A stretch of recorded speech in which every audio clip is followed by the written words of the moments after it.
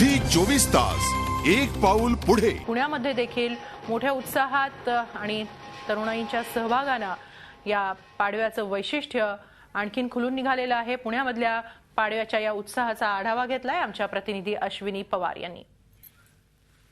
हिंदू नववर्षाचं स्वागत करण्यासाठी सालाबाद प्रमाणे यावर्षी देखील कर्वे रस्त्यावरून मिरवणूक निघाली आहे। आपण माझ्या मागे बघू शकता की उंट घोडे यांच्या बरोबरच ही मिरवणूक निघालेली आहे आणि एक पारंपरिक वेशभूषा करून नागरिक याच्यामध्ये सहभागी झालेले आहेत। त्याचबरोबर दुष्काळग्रस्तांसाठी मदत करा, पाणी वाया घालू नका अशा प्रकारचे संदेश आपण या ठिकाणी बघू शकता की या मिरवणुकीतून दिलेला आहे।